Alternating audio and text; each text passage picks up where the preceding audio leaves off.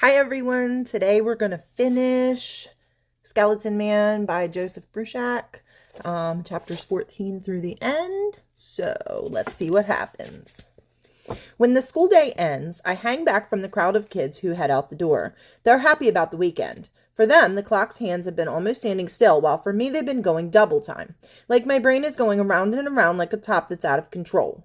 But it has kept circling back to one idea. It's a crazy one, but the only one I've been able to come up with. Like the kids, the workmen have been eager for the day to end too. They've even left before us. It's my first real break, that and the fact that they've left their toolboxes open again. Sure, they put a yellow ribbon across the hall in front of the library to keep people out. You know how easy it is to duck under a yellow ribbon?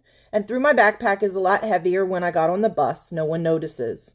When I get off the bus, I stand for a long time looking down the darkening road. I feel so scared. I should run away now. But where? And what good would it do me? Not only that, but for some reason I feel as if running away now won't just affect me, but my whole family. My real family. Dinner is waiting on the table for me. It's pizza, and it looks good and smells even better. And there's an open bottle of Coca-Cola, too, my favorite drink. I sat down and look at the pizza and then shake my head. I won't eat any of this dinner either. What's wrong? My so-called uncle's whispery voice comes suddenly from behind me and makes me jump. I turn and see him in the doorway, standing with his back to me. Feeling sick again, he says. There's a tone to his voice that worries me. It isn't concern, it's sarcasm. It's like he's saying he knows more than I do, and he knows what's going to happen, and I don't. I hope he's wrong. I'm just tired, I answer. I take my bag and go upstairs and go into my room and lock the door. I take a book out of my bag and try to read it. The letters of the words all look like strange insects crawling over the page, but time doesn't crawl by. Before long, it's dark outside. I turn on the light in the room and wait. His footsteps come up the stairs and pause for a long time, too long in front of the door. When the snick of the outside lock comes, I start breathing again. I stuff the pillows under the covers to make it look like I'm in there. I crouch in the shadowiest corner by the window. I start counting the times I breathe in and out. I'm up to 3,004 when I hear the sound of the door downstairs. Yes, I think it's just as I hoped. He's keeping to the same routine he follows every night. He always spends time in the tool shed before he comes up and goes to bed. I peek out the lower corner of the window and see his shadowy shape cross the yard and the light and go in the tool shed. My feet don't want to move. Now, I say to them, with small, timid steps, I make my way over to my backpack, open it, and fish around for what I want, a heavy thing with a pistol grip. I pull it out, a power screwdriver. The door may be locked, but the hinges are on the inside. The whirring of the drill sounds terribly loud, even though I keep telling myself it isn't. I stop everything and listen. I don't hear anything, and I continue. 1 screw, 2, 3. The screws are long and heavy, and I put each one in my pocket as it comes out. I have to get up on my toes to reach the top ones. I drop the 5th screw, and it hits the floor with a loud thwack. Again, I stop work and listen, but all I hear is silence. I start breathing once more. Finally, the last screw is removed. I stand up and take a foot-long crowbar from my pack. I pry it between the jamb and the door. The door pops free with a soft thump. I grab hold and pull it toward me, and the lock slips out. Now that it's free on both sides, the door almost falls over, but I lean my shoulder against it and manage to prop it up against the door jamb. I slip out and pull my pack out after me. I can't get the door exactly back into place where it was, but by leaning it a little, I make it look like it's still closed. I should have looked out the window before I left the room to see if light was showing under the tool shed door, but it's too late for that now. I put the pack over my shoulder and then start down the stairs, stepping sideways on each stair to try to keep it from creaking. Then it takes me a year to reach the bottom. By now I'm only a few steps from the front door, but that's not where I'm heading. I need evidence. I head for the room with the computer in it. There has to be something in there that I can take and use as proof. Proof that my uncle isn't who he says he is. Proof that I really am in danger. The door is opening again, and the same light is shining from the computer screen. But I don't focus on that. Instead, I turn to a pile of glossy pages next to the keyboard. I turn one over, and it almost makes my heart stop beating. It's a photo of my mother. And it's not an old picture, but a recent one. How do I know that? Because she's wearing the same brand new blouse she was wearing the last day I saw her and Dad go out the door. But she doesn't look exactly the same as she did on that day. On that day, she did not have her hands tied together behind her back, and she wasn't leaning against the rough board of a shed, and she didn't have a piece of duct tape over her mouth. Chapter 15, Hard Evidence. I stopped looking at pictures after finding the one of my mother. Things are starting to make more sense and no sense at all. All I know is that I have to take the whole stack of pictures from his computer desk. I put them onto the folder in my backpack. There's other stuff on his desk too. Lists of things that have to do with databases and hacking into computers like the one at the bank where Dad works. I grab that stuff and then I add a handful of computer disks lying on the desk. I zip the pocket tight and put the backpack over my shoulder. Once I get rid of the tools, it won't be that heavy to carry, but I don't take out the rest of the tools I borrowed from school. Not yet. I kneel down and make sure that my sneakers are tied and double knotted. I'm not going to change my plan about getting to the outside phone booth near the park entrance where I can call Miss Shabbos, but I am going to add one thing to it. I walk out the back door toward the tool shed. I looked at that yard so many times from my window, but I've never been in it before. It's his place, and he told me to stay away from it. Not that he needed to. Until now, I've tried to avoid any place where he might be. There are decorative stones on the ground that used to be a part of the abandoned overgrown garden. There are white and round and the size of golf balls. I pick up 3 of them. I'm a good runner, maybe the best in school, but I'm no pitcher. I might miss on the first throw. But I didn't. The stone sails through my upstairs window with a crash that's so satisfying to me as it is loud, I don't need to throw another stone. He's heard it, and he comes out of the tool shed moving so fast it scares me. He doesn't move like an old man, but like some kind of big cat. He looks in all directions and seems to be sniffing the air, but he doesn't see me or smell me hiding behind the cedar bush next to the shed. He stares at the house and then lopes across the yard and goes inside. I'm counting under my breath as I dart into the tool shed. When I get to 100, I tell myself I'll turn and run no matter what. It's so clean and neat inside. The shelves are spotless, the tools hung on pegboards. It's mechanical. It doesn't look as if a human being's ever been in here. 10, 11, 12. I see that the back wall is at a funny angle. I try to push it and it moves like a door and then sticks. 13, 14, 15. I pull out a crowbar and pry it open. There's a small room behind it with a dirt floor. But it's not just dirt. In the middle of the floor is something that looks like a ring. 22, 23. I kneel by the ring, brush dirt away, and see that it's connected to a trapdoor that's held shut by a hinged metal strap that fixes over a thick metal staple. I pull out the pin that holds it shut, and then I take a deep breath and pull on the ring. The door is heavy, but it slowly begins to move. Dirt hisses off of it as I lift it. There's another door, a metal grating fastened with a padlock. But I can look down through in the dark room hollowed out like a cave underneath the tool shed. Hello, I hiss. 27, 28. A hand reaches up to touch the grating. I recognize that hand. Dad, I whisper. Our fingers touch, link briefly before he falls back. My heart is pounding. It's really him. He's alive. There's so much I want to say, but I can't make my voice come out. And in the back of my mind, I remember that I must keep counting. 31, 32, 33. I swallow the lump in my throat and manage to ask the question that I have to ask, even if I'm afraid of what the answer might be. Where's Mom? She's here, he answered. His fingers push mine away. Run. Is she all right? Are you all right? Run, Molly, he says again. There's no time. Get away. No, Dad, not yet, I whisper, and as I say it, I feel a certainty and strength like I've never felt before. I know what I have to do, and I'm going to do it. I've got the bolt cutter out now. I maneuver it around to the lock that holds the grating and press down with all my strength. The jaws of the bolt cutter shear through the steel as if it was butter. 57, 58, 59. Run, Dad says again. Now. The falls, Dad, I whisper. You know the place. I push the bolt cutter and every other tool I have in my bag through the grating. I've lost count now. I don't know if there's enough time. I'm sure that by now he will have gone upstairs to my room, but the way he moved like a cat so fast makes me uncertain how long he'll take.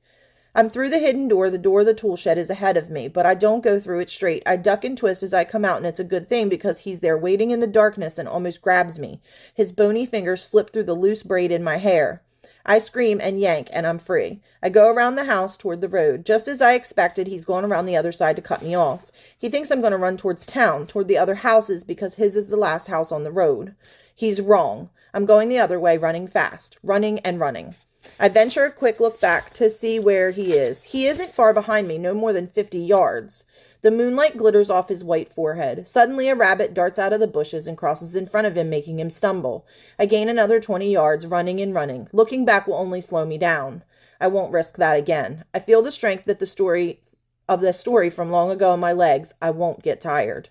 I run and run, and I keep running. I have gone at least a mile now. The lake glitters in the moonlight off to my right, and the visitor center is just ahead of me, but there's no time now to use the phone. I pass the sign for the park, turn onto the trail, and begin to climb. I can no longer hear him behind me. That's my territory now. I'm sure that I know it better than the one chasing me. But I don't. Around the corner where the trail is narrow and the cliff falls off to the right. He's there ahead of me, cutting me off. There's a grin on his skeletal face. His long arms are spread wide, as if in a welcome. Chapter 16, Escape. You can't escape me, he says in a hollow voice, a taunting voice. Can you, little niece?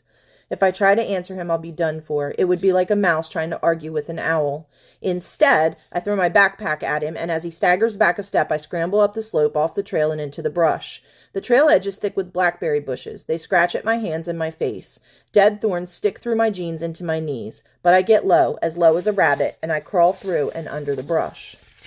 He can't. I can hear him being held back by the thorny branches. I crawl until I find a clear area, and then I stand up and move as quickly as I can along the dark wooded slope. Then I stop and listen. I don't hear anything for a few heartbeats, and then, woo! It's like the cry of an owl just below me on the trail. But it's not an owl, even though it makes me want to jump like a little mouse being scared out of hiding. Woo! Skeleton Man calls again. I'm waiting for you. I will get you. I don't move. I'll sit here all night if I have to. I won't let him scare me into showing myself. Silence. Nothing but silence for a long time. Too much silence, for it means that the other things in the woods that would normally be making noise at this time know something's still out there. Something dangerous. Like me, they're waiting. Then I see it. A beam of light coming through the forest. It's a sweeping back and forth, not at random, but moving slowly, patiently. He has a flashlight. Its illumination moving toward me, its beam like the strand of a spider's web that will catch me. It's getting too close and I have to move. I crawl down slope as slowly as I can, a hand's width at a time until I reach the trail. Then I'm up and running toward the falls again. I'm not making much noise, but I begin to hear the feet of Skeleton Man thumping on the hard-packed earth of the trail behind me. Woo! He cries. Woo! I'm coming for you. There's a place just ahead of us around the next corner where I remember my father and I had to duck under the long, low limb of a maple tree that hung over the trail. I'm praying that no one has trimmed that branch and the path bends around the hill. Yes, the branch is leaning over the narrow trail just as I remembered it. I grab it, and as I run, it bends with me. Still holding it, I turn slightly. He's too close. He's about to grab me, but when I fall back and let the branch go, his hand misses me. The branch whips back to strike him in the face, knocking him off balance onto one knee and onto the loose stones at the steep edge of the trail. He begins to slip, and for a moment it seems as if he's going to slide all the way off the trail into the deep ravine below. But at the last moment, he whips one bony arm out, grabs the branch, and starts to pull himself back up. Before he can get to his feet, I'm up and running again. And as I run, I startle something that had been hiding in the brush next to the path. It runs ahead of me, clearly visible in a band of moonlight shining through the overhanging branches. It's a rabbit again. I know there are rabbits all through the park, but you could hardly ever walk through here in the morning or early evening without seeing at least 4 or 5 of them. It's not at all likely that it's the same one that slowed down my pursuer back near the house, but something in me tells me different, tells me that it's the same rabbit and he's trying to help me. It runs ahead of me and then suddenly darts off the main path onto a smaller, even steeper trail. I know where this trail leads. It might seem like a dead end to some people if they just read the sign that says trail closed and bridge out on them. But I can see the wooden plank suspension bridge over the gorge is still there. Its boards are old, but it should be able to hold my weight. I follow the rabbit up the trail, my feet slipping on the loose stones, my hands grasping at branches and clumps of grass as I climb. Just as I'd remembered, there's a hole in the bottom of the chain-link fence big enough to crawl through. It was probably made by the local kids who carried up the narrow pieces of plywood to lay over the spots in the long swaying bridge where the boards have rotted and fallen away, down into the stream which is nothing more than a thin band of silver among the jagged rocks far below. But it doesn't look as if even the daredevil kids from the high school have ventured across the bridge for a long time. I drop to my knees and crawl under the fence. A sharp piece of wire scratches my cheek and I feel blood flow down my face. Another wire catches my pant leg, and I pull as hard as I can. I can't be caught here. Woo! The eerie scream comes from right behind me, and then there's a crash, and his headlong rush takes him right into the chain-link wire. I feel something grabbing at my foot. I pull free, leaving my sneaker behind. There's no time to stop or think. I start across the bridge, my arms spread out to hold the rusty cables on each side, my eyes looking down to see where to place my feet. 1 step, 2, 3. Old boards creak under my feet, and the bridge begins gently swaying back and forth. 4, 5, 6. The rhythm is almost like that of a dance. 9, 10, 11, 12, and I'm almost halfway across. Molly! The harsh whisper that cuts through the night from behind me makes me take a wrong step. My foot goes through the rotten board. He's never spoken my name before, and the chill that it sends down my spine makes me shake all over. Come back here. I can't stop myself. I turn around and look. He's standing there back at the edge of the bridge, perhaps hesitant to cross it.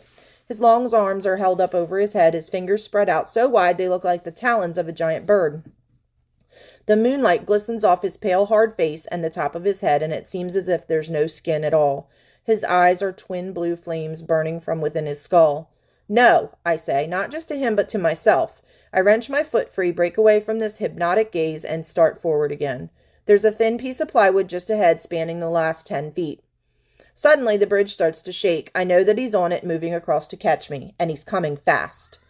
I'm on the plywood now, and it bends almost to the point where the end that overlaps the concrete lip at the end of the bridge slips free. But it doesn't. I reach the safety of the other side. Then I keep myself from doing the one thing I want to do, which is scream for help and run headlong, run as fast as I can to get away from the bony hands that I know are about to reach out and grab me. Instead, I turn and drop down on the ground and kick my heels against the edge of the piece of plywood.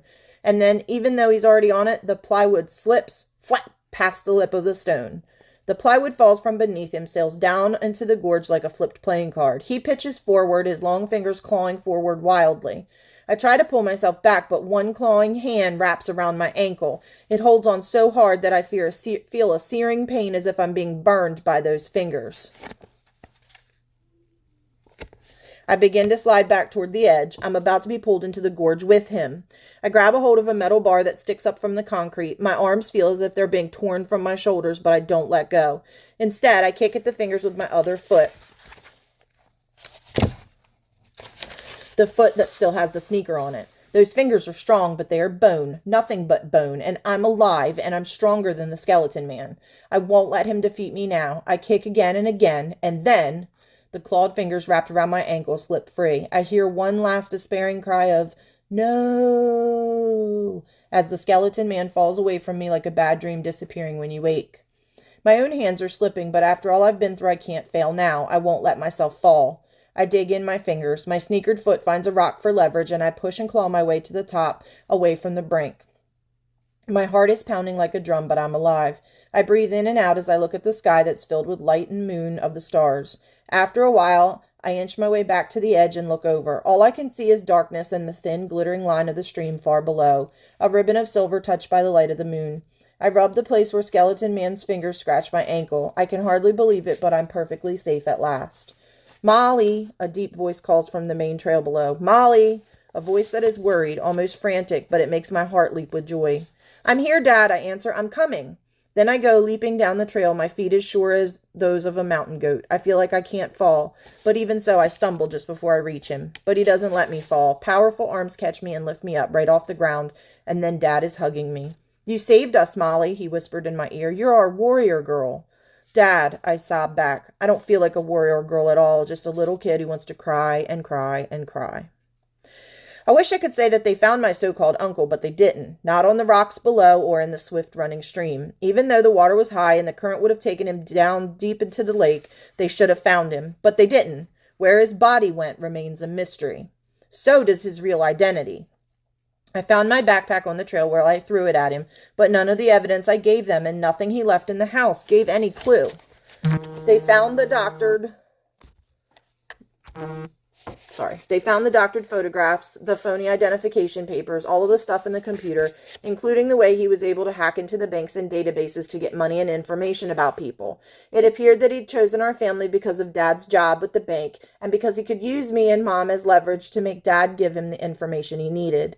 The fact we didn't have any relatives made it easier for him to deceive people about being my uncle. There was also a diary with photographs of how he planned everything and carried it all out. It was all there, from posing as a highway patrolman to stop the car while they were on their way home that Saturday night to stepping in as my next of kin. Everything was there except who he was and why he did it. And what was he planning to do with us in the end? What was it, the school psychiatrist said to me, that made him want to have a total control over a family like that? Was it a chemical imbalance? Perhaps it was because of things that happened to him as a child. Or perhaps not. Then she tapped her pencil against her chin and looked wise. Right. I remember what Dad and Mom said. to me about it all when the police and the reporters and the lights and the cameras were finally gone and there was time at last for us to be alone together. There's going to be a lot of people talking about this, trying to figure it all out, Dad said, but it seems to me that the only place where it makes sense is in our old stories. As he spoke, I realized how much of the voice in the rabbit in my dreams had been like his voice. There are still creatures that may look like people but are something else. The reason creatures like Skeleton Man do what they do is that they like to hunt us. The only way to defeat them is to be brave. He smiled at me then, and I smiled back. I looked over at my mother, and she nodded, but I could tell she had something more to say about it, too, about why he locked them up under the tool shed and barely fed them, and why he pretended to be my uncle. Dad and I didn't ask her. We just waited for her to speak. Molly, she said, holding my hand tight, you know what a cat does when it catches a mouse? It doesn't kill it and eat it right away. It plays with it for a while first. And that was all she had to say about it, though Dad reached over and took both of our hands, and we sat there together like that for a long time. Maybe, like Miss Shabbos said to me, there never was any real why about it. Honey, she said, it happened, but now it's over. And then she sang a few lines from that musical about Don Quixote. Yes, indeed, she said, nodding. You have dreamed the impossible dream. I can live with that. Like one of the old stories I've grown up with, something evil came into the lives of good people, and we found a way to defeat it. My dad and mom and I are together again, and we are happy, and that is enough for me. So that was super spooky, right? So Joseph Bruchac is a master storyteller and author. He's always drawing on his oral tradition stories from his Abenaki heritage, on his Native American heritage. He also wrote The Return of Skeleton Man, so if you liked this one, you can also read that one. So, hope you guys enjoyed last week of online learning. See you guys later.